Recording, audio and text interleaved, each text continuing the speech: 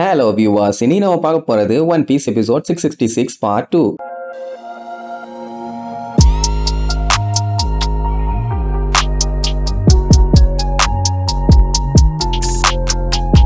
Open பண்ணா east சைடுல இருக்க அந்த டாய் ஃபேக்டரியோட என்ட்ரன்ஸ் தான் காட்டுறாங்க. கண்ணா பின்னாடி செதறி போய் இருக்குது. பண்ணது பூரா நம்ம பிராங்கி தான். ஆனா இன்னுமே அந்த சீனியர் பிங்க காலி பண்ணல. அவன் ஸ்ட்ரெச்சிங் எக்ஸசைஸ் எல்லாம் பண்ணி வெறுப்பேத்திட்டு இருப்பானா. சாவுடாம அவனேன்னு ஓங்கி ஒரு குத்து வைப்பான். அவன் என்னடான்னா ஜம்ப போட்டு தண்ணியில குதிச்ச மாதிரி தரையில குதிச்சிருவான். மறுபடியும் இதையே பண்ணிட்டு இருக்கானேன்னு பிராங்கிக்கு செம்ம கடுப்பாகும். அவன் என்னடான்னா தரையில உள்நீச்சல்லாம் போட்டு வருவான். இவளுக வேற அவனை போட்டு பயங்கரமா பில்டப் பண்ணிட்டு இருப்பாளுங்க. அந்த மெக்கானிக்கல் மட்டும் என்ன சட்டு புட்டுன்னு சொல்லிய முடிங்க. அவன் எல்லாம் இருக்கவே கூடாது அப்படி இப்படின்னு பிராங்கி பார்த்துட்டு சைல்டிஷ் கேர்ள்ஸ், நான் ஒரு சைபார்க்கு, நான் எவ்வளவு கூல்னு உங்களுக்கு இன்னுமா தெரியல. அவன் எல்லாம் சப்ப பீசுமா. அந்த டைம் அவன் பிராங்கியை சுத்தி அப்படியே நீச்சல் அடிச்சிட்டு இருப்பானா. உடனே பிராங்கி அவனோட வெப்பன்ஸ் எல்லாத்தையுமே வெளியெடுத்து காட்டி எப்படி என்னோட மெக்கானிக்கல் பாடி சூப்பரா மாசான அவளுகிட்ட சீன் போடுவான். அவளு என்னடானா கேஷுவலா ஆடாச்சி இதெல்லாம் ஒன்னும் பெரிய விஷயம் மாதிரியே தெரியலையே, இதை போய் ஓவரா பில்டப் பண்ணிட்டு இருக்க. உன்னை விட 10,000 மடங்கு எங்க சீனியர் பிங்க் மாஸ் காட்டிட்டு இருக்காரு. அவர்கிட்ட எல்லாம் போய் சீன் போட்டுட்டு இருக்காத செஞ்சு விட்டுருவாருன்னு பிராங்கி அசிங்கப்படுத்துவாங்க. உடனே அந்த சீனியர் பிங்க் வாய மூடுங்க,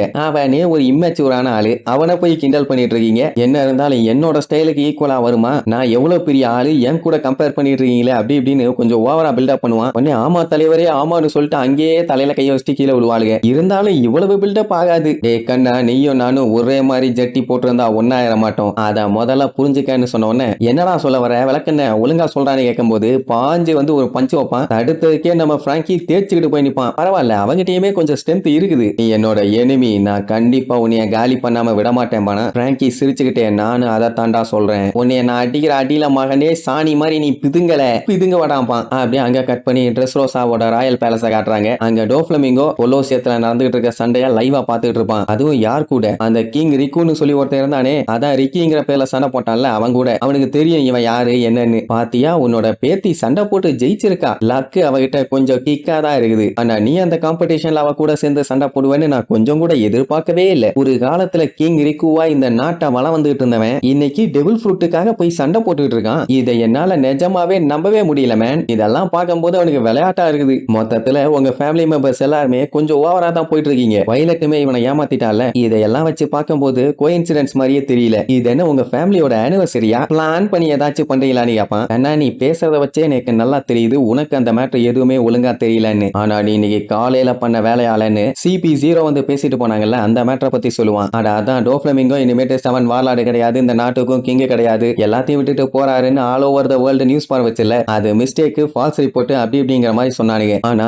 இவன் போறான்னு தெரிஞ்ச அந்த நியூஸ் இவங்க எல்லாத்துக்குமே ஒரு சின்ன ஹோப் கொடுத்தது. எப்படியாச்சும் இவன் கூட சண்டை போட்டு இந்த கண்ட்ரியை காப்பாத்தணும், விட்டுறக்கூடாது அப்படிங்கறக்காக தான் கடைசியா ஒரு ஹோப் வச்சு இறங்கி இந்த மண்டையோடய சண்டை போட வந்தாப்ல. ஆனா புடிச்சு ஒரு மூலையில உட்கார வச்சிட்டான். இப்படி எல்லாம் நடக்கும்னு அவன் யோசிச்சான். உடனே டோஃப்ளமிங்கோ, ஓ அதனாலதான் இறங்கி சண்டைக்கெல்லாம் வந்தியா? சரி, அது இவன் சைடு உள்ள பஞ்சாயத்து. ஏன்னா இந்த டெசிஷனை அவனே ஓனா எடுத்திருக்கான், சண்டைக்கு வந்திருக்கான், அதெல்லாம் ஓகே. ஆனா வயலட் ஏன் துரோகம் பண்ணா? அவ ஒண்ணு இந்த மாதிரி சின்ன ஹோப்பை வச்சுக்கிட்டு எல்லாம் வேலையை பார்க்க மாட்டான். எல்லாத்தையுமே யோசிச்சு பக்காவா பிளான் பண்ணி தான் பண்ணுவான். அது மட்டும் இல்லாம அவ எமோஷன்ஸுக்கு முக்கியத்துவம் கொடுக்கறவ. அப்படின்னா அவளுக்கு யாரோ ஒரு வெயிட்டான ஆப்ஷன் கொடுத்திருக்காங்க. அது வேற யாரா இருக்க போது என்னைய சேலஞ்ச் பண்ண அந்த வார்லார்டு ட்ரெஃபல்கர்லாவா தான் இருக்கும்னு சொல்லி அவனை காட்டுவாங்க. அப்படியே பேன் உட்கார்ந்துட்டு இருப்பான். அவனை நல்லா கெட்டி போட்டு வேற வச்சிருக்கானுங்க. ட்ரெஃபல்கர்லாம் என்ன பண்ணிருக்கான், 2 வருஷத்துக்கு முன்னாடியே இவன் கூட சேர்ந்துன்னு பிளான் பண்ணிட்டான் போல. அதனால தான் கஷ்டப்பட்டு அவனோட உயிரை காப்பாத்தி இருக்கான். இப்ப இவனு 2 பேரும் ஒன்னா சேர்ந்து என்னைய தோக்கடிக்க வந்திருக்கானுங்க. சல்லி பயலுக. இப்போ எல்லாம் சண்டை போற நிலைமையில இல்ல, ஆனா உயிரோட தான் இருக்கான். லூஃபியால அந்த கொலோசியத்தை விட்டு வெளியில வர முடியாது. அது அவனை பொறுத்த வரைக்கும் அவன் நினைச்சிட்டு இருக்கான். உள்ளுக்குள்ள சாபோ மாறிட்டான்னு இவனுக்கு எங்க தெரியும். டாஹெட் பைரட்டை சேர்ந்த அந்த சைபார்க்குங்கிறவன் டாய் ஹவுஸ் அட்டாக் பண்ணிட்டு இருக்கான். அதுவும் தனியாளா. மிச்சவங்க எல்லாம் ஓடிட்டாங்கன்னு சொல்லிட்டு இங்க பிராங்கியோட ஃபைட்டை காட்டுறாங்க. நம்ம போயெல்லாம் அட்டாக் பண்றான். ஆனா அவன் அட்டாக் பண்ணிட்டு புசுக்குன்னு தண்ணிக்குள்ள கூச்ச மாதிரி தரைக்குள்ள கூச்சிடறான். அதுக்கப்புறம் திடீர்னு பின்னாடி வந்து அவனையே தூக்கி போட்டு துவன்னு துவச்சுக்கிட்டு இருக்கான்.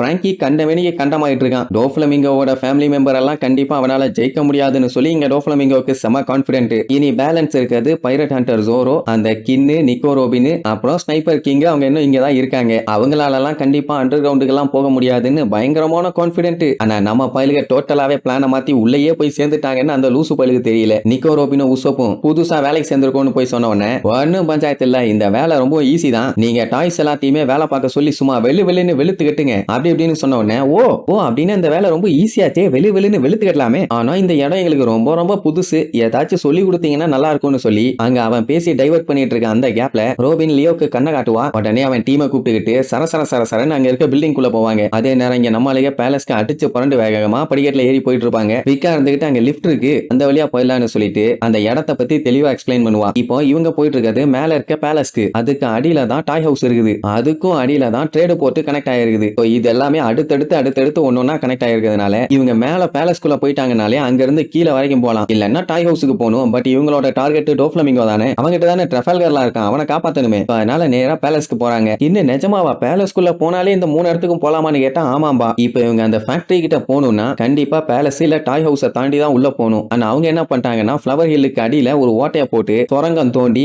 அந்த சுரங்கம் வழியா போயிட்டாங்க. அது ஒரு சீக்கிரட்டான இடம். இப்படி இவ்வளவு தெளிவா அந்த விக்கா சொல்றான். ஆனாலுமே அந்த கிண்ணு மாங்கா மட்டனுக்கு ஒண்ணுமே புரியல. அதுக்கப்புறம் விக்கா எவ்வளவு கியூட்டா இருக்கா அழகா இருக்கான்னு அவளை பத்தி தான் பேசிட்டு போவாங்க. இன்னும் நிறைய பேர் வேற இருக்காங்கல்ல, அவங்க எல்லாத்தையுமே இந்த பிரச்சனை எல்லாம் முடிஞ்ச உடனே போய் மீட் பண்ணலாங்கிற மாதிரி சொல்லுவானுங்க. அப்ப அந்த விக்கா இன்னொரு ட்விஸ்ட் வைப்பா. அவங்க எல்லாருமே எல்லாத்து முன்னாடியும் வரமாட்டாங்களாமா, ராயல் ஃபேமிலிஸ் கிட்ட மட்டும் தான் அவங்களை காமிச்சுக்குவாங்க. ஆனா இந்த ஆஃபர் ஸ்டார் ஹேட்ஸ்க்கு எக்ஸெப்ஷன், அவங்களுக்கு காப்பாங்களாமா. மெயினா உசோலாண்டர்னு சொல்லுவாளா, நம்ம ஆளுக்கு ஒண்ணும் புரியல. அதெல்லாம் அப்புறமேட்டு சொல்றேன். இப்போ ஆபரேஷன் எஸ்ஓபி நல்லபடியா நடந்துட்டு இருக்கும், நம்ம வேலையை இனி பெர்ஃபெக்ட்டா பார்க்கணும்னு சொல்லிட்டு அங்க ஒரு லிஃப்ட் ஒண்ணு காட்டுவா. அதுல போனாங்கன்னா கோட்டையோட என்ட்ரன்ஸுக்கு போயிடலாம். ஆனா செம ஹைட், அந்த லிஃப்ட்லயா போறோம்னு லூஃபி செம ஹாப்பியா வருவான். ஆனா அந்த இடத்தை தாண்டி போகணும்னா பாஸ் காட்டணும். பாஸ் என்ன, அவனிலேயே நான் பைபாஸ்ல அனுப்பி விட்டுறேன்னு லூஃபி அட்டாக் பண்றேன்னு சொல்லுவானா. விக்கா அதெல்லாம் பண்ணக்கூடாது, அப்படிலாம் பண்ணீங்கன்னா ஏகப்பட்ட எனிமிஸ் வந்துருவாங்க, அப்புறம் அவங்க கூட எல்லாம் சண்டை பண்ணுன்னு சொல்லுவா. போடுவான். அதனால என்னன்னு கேட்பாங்க. அவ காட்டு கத்துவா. ஐயோ உங்க குருவி மூளைக்கு ஒண்ணுமே புரியலையா, ஏன் அப்படி பண்ணிட்டு இருக்கீங்க, நீங்க தோத்துருவீங்க அப்படி இப்படிங்கிற மாதிரி சொல்லி கத்திட்டு இருப்பா. அந்த டைமுங்கும் போது யாரோ குதிரையில குறுக்கால வந்து நிப்பாங்க. ஐயோ யாரோ வழிய மறைக்கிறாங்களேன்னு சொல்லிட்டு விக்காலாம் பயந்து போய் உள்ள ஒளிஞ்சுக்குவா. வந்தது வேற யாரும் இல்ல, நம்ம வயலட் தான். அவன் நீங்க தானே ஸ்டார் ஹேட் பைரட்ஸ், உங்களுக்காண்டி தான் நான் ரொம்ப நேரமா வெயிட் பண்ணிட்டு இருக்கேன், வாங்க நான் உங்களை பேலஸ்குள்ள கூட்டு போக ஹெல்ப் பண்றேன்பா. நான் மாலையிலுக்கு பயங்கரமான ஷாக்கு, என்ன உதவி வாழைப்பழம் மாதிரி நழுவி வாயில வந்து விழுதுன்னு. அவ்வளவுதான், நெக்ஸ்ட் எபிசோட்ல மீட் பண்ணலாம். டாடா.